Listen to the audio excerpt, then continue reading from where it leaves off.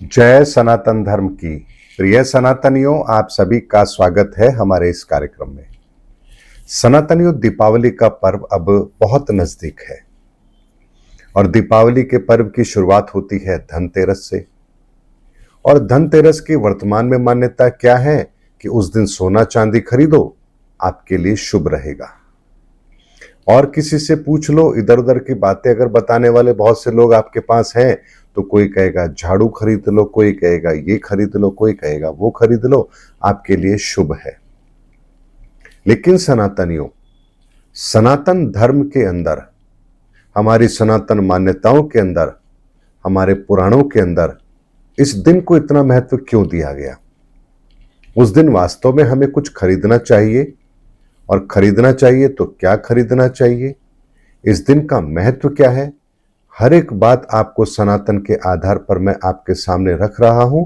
आपको कोई भी कंफ्यूजन नहीं रहेगा। सनातनियों, हमारे पुराणों में वर्णित है कि समुद्र मंथन से भगवान धन्वंतरी भी प्रकट होते हैं, जिनके हाथ में अमृत कलश है, और लक्ष्मी जी भी प्रकट होती हैं। समुद्र मंथन क्या है, कैसे किया गया, इसके बारे में पुराणों में जो लिखा गया है वो तो आपको पता है, लेकिन इसकी वास्तविकता कुछ और भी है, जिसके संदर्भ में मैं वीडियो कभी और बनाऊंगा। लेकिन धनतेरस के दिन हम भगवान धन्वंतरी को भी आमंत्रित करते हैं, उनका आवाहन करते हैं। और क्यों करते हैं? इसलिए करते हैं क्योंकि अगर हम इस मनुष्य शरीर में आए हैं तो स्वस्थ रहना, अपने आप को निरोगी रखना हमारी पहली प्राथमिकता होनी चाहिए। ऐसे में यदि हम अपने तत्वों को विकृत करते हैं, तो उन तत्वों के विकृत होने से कुछ रोग भी हमारे जीवन में अवश्य प्रकट होते हैं। जैसे सूर्य तत्व के विकृत होने पर आपका कॉन्फिडेंस वो कम होगा। चंद्र तत्व के विकृत होने पर मन के अंदर उदासी, डिप्रेशन, ये भावना आपके भीतर पनपेगी। अगर मंगल तत्व आप विकृत कर रहे हैं तो शारीरिक रोग आपको परेशान करेंगे, शारीरिक दुर्बलता आपको परेशान करेगी। अगर बुध तत्व आप विकृत कर रहे हैं तो आपकी विद्या का स्तर वो अच्छा नहीं हो सकता, आपकी एजुकेशन डिस्टर्ब जरूर होगी। यदि बृहस्पति का तत्व आप विकृत कर रहे हैं तो आपका धर्म के प्रति विश्वास नहीं होगा, और आप नास्तिकवादी सोच के ऊपर चलने वाले होंगे और समाज को भी परेशान करेंगे, स्वयं भी परेशानी में रहेंगे, क्योंकि ईश्वर की अवधारणा का विश्वास आपके भीतर है ही नहीं। शुक्र तत्व यदि विकृत होगा तो आप संसाधनों के पीछे भागेंगे, चाहे फिर आपको वो किसी भी तरह से मिले, चाहे चोरी करें, बेईमानी करें, रिश्वतखोरी करें, जो मर्जी करें, लेकिन आपको केवल धन चाहिए। ये आपके शुक्र तत्व के विकृत होने पर होता है।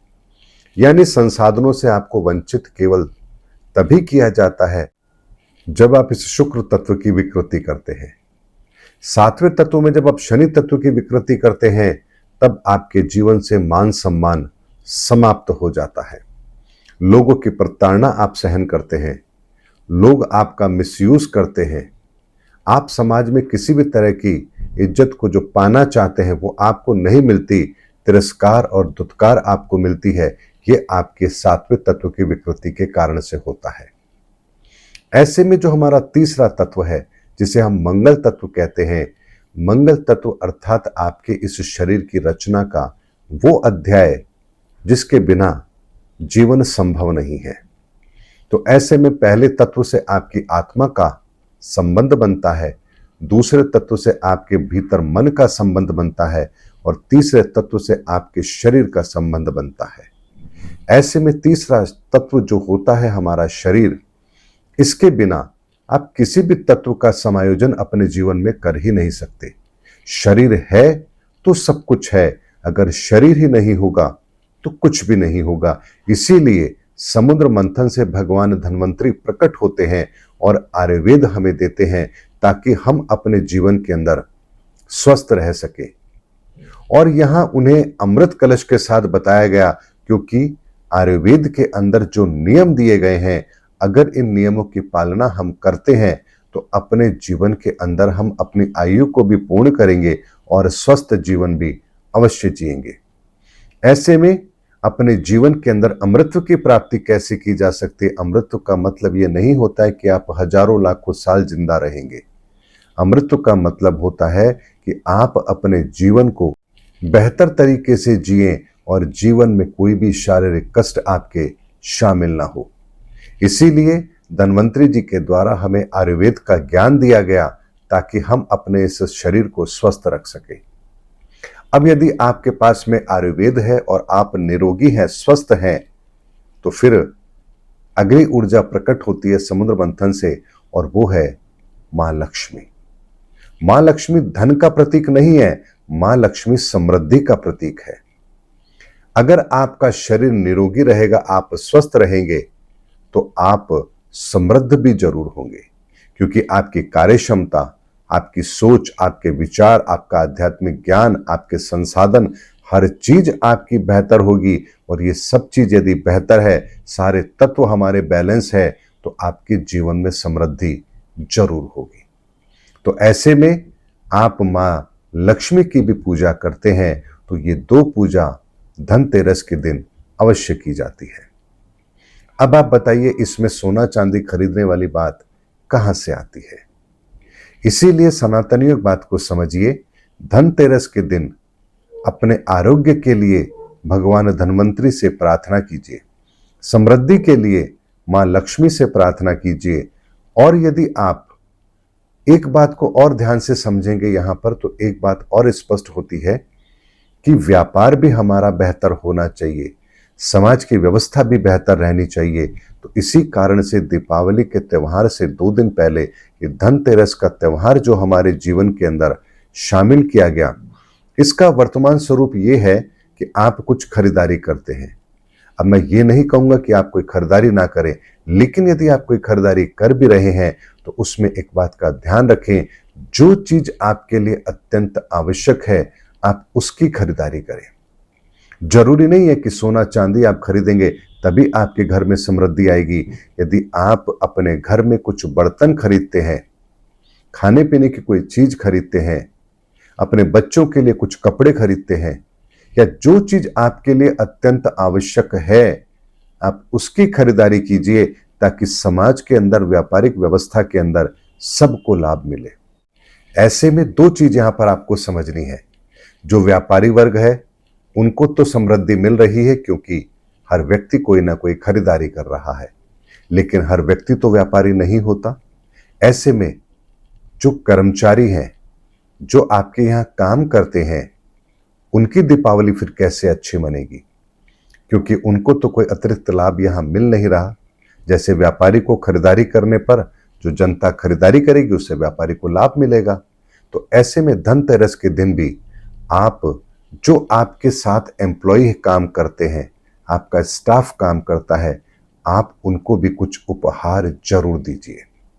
यहां ये उपहार का जो कॉन्सेप्ट है, ये उनके लिए भी समृद्धि का प्रतीक होगा, क्योंकि धनतेरस के दिन उनके घर में भी कुछ उपहार ऐसा आया है जो उनके मालिक ने उन्हें दिया है, उनके कंपनी ने उन्हें दिया है, उनके दुकानदारों ने उन्हें दिया है जहां वो काम करते हैं।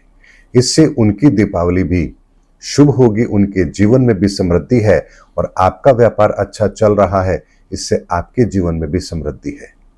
साथ ही यदि आपको आरोग्य मिला, समृद्धि मिली, तो तीसरी चीज एक यहां और होती है कि आपके जीवन से मृत्यु का भय भी समाप्त होता है। क्योंकि बेहतर जीवन जीने वाले को कभी भी मृत्यु का भय हो नहीं सकता, क्योंकि जो श्रेष्ठ कर्म आपने अपने जीवन में किया है उसके बाद आपकी गति भी श्रेष्ठ अवश्य होगी। ऐसे में एक यम दीपक भी यहां जरूर जलाया जाता है शाम के समय, धनतेरस के दिन। तिल्ली का तेल या सरसों के तेल का एक मिट्टी का दीपक जलाया जाता है, जिसमें चारों दिशाओं में 4 बत्ती लगाई जाती हैं। उन दीपक को जलाने के बाद में हम यम का आवाहन करते हैं, उनको प्रणाम करते हैं, यानी मृत्यु का भय भी आपके जीवन से समाप्त कर दिया गया है। तो सनातनियों इस विचारधारा को समझिए, इस कॉन्सेप्ट को समझिए कि इस तीसरे तत्व जिससे पूरा संसार आप देख सकते हैं, समझ सकते हैं, इसका उपभोग कर सकते हैं, ये तीसरा तत्व यदि नहीं है तो कुछ भी नहीं है। इसीलिए इस तीसरे तत्व को सबसे पहले निरोगी रखने का एक रास्ता आपको दिया गया।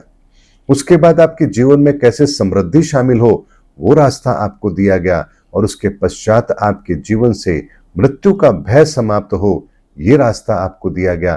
तो बताइए कितने अच्छे तरीके से सनातन के अंदर हमें उन ऊर्जाओं के साथ संबंध बनाने का एक रास्ता दिया गया जो हमारे लिए अत्यंत महत्वपूर्ण है। तो धन्वंतरी जो आरोग्य के देवता हैं उनका आवाहन आप कर रहे हैं, मां लक्ष्मी जो समृद्धि का प्रतीक है आप उनका आवाहन कर रहे हैं, और यम का भी आप आवाहन कर रहे हैं जो मृत्यु के देवता हैं। ऐसे में उन ऊर्जाओं से आपका सीधा संबंध जो आपके जीवन में बहुत ही महत्वपूर्ण रोल प्ले करती है, क्योंकि अगर आप स्वस्थ हैं, समृद्ध हैं और मृत्यु का भय नहीं, तो आप बताइए आप फिर अजय है या नहीं है? आपको अमृत की प्राप्ति हुई या नहीं हुई? मृत्यु का भय नहीं, समृद्धि आपके पास है, आरोग्य आपके पास है, तो फिर किस चीज का आपको भय है? इसीलिए सनातन का वो नियम जो हमारे जीवन में शामिल किया गया धनतेरस के दिन, इसके महत्व को समझिए। उन चीजों के पीछे मत भागिए जो आज प्रचलित है कि सोना चांदी खरीदेंगे, केवल बर्तन खरीदेंगे तो ही समृद्धि आएगी। बाजारों में बहुत भीड़ है, सोने चांदी वाली दुकानों के पास लंबी लंबी लाइनें लगी हैं, बर्तनों वालों के पास लंबी लंबी लाइन लगी है, लेकिन बाकी व्यापारी वर्ग चुपचाप बेचारा बैठ करके देखता है। क्या धनतेरस का त्योहार उनके लिए नहीं है? इसीलिए धनतेरस के अंदर समृद्धि का प्रतीक ये त्योहार जो आपके जीवन में समृद्धि लाए, जो आपकी आवश्यकता है, आप उसकी खरीदारी कीजिए। चाहे फिर वो फर्नीचर हो, कोई इलेक्ट्रॉनिक सामान हो, कार हो, खाने पीने की चीज हो, जो भी चीज आपके जीवन के अंदर महत्व रखती है, जो आपकी आवश्यकता है, आप उसकी खरीदारी करें, स्वयं को भी समृद्ध बनाएं और व्यापारी वर्ग को भी समृद्ध बनाएं, और जो आपके नीचे काम करते हैं आप उनको भी उपहार दें और उन्हें भी समृद्ध बनाएं। उम्मीद करता हूं सनातनियों आज का वीडियो आपको धनतेरस के महत्व को समझाने के लिए पर्याप्त है। मैंने सनातन के आधार पर इस त्योहार की प्रत्येक चीज उसका वर्णन आपके सामने किया है। इसी तरह से आप इस त्योहार को सेलिब्रेट कीजिए और अपने जीवन को आरोग्य, समृद्धि और अकाल मृत्यु के भय से मुक्त कीजिए। उम्मीद करता हूं सनातनियों मेरा वीडियो आपको जरूर अच्छा लगा होगा। अगले वीडियो में आपसे फिर भेंट होगी, तब तक हमारे चैनल पर बने रहिए। जय सनातन धर्म की, जय धर्मयुग की, जय सनातन विश्व।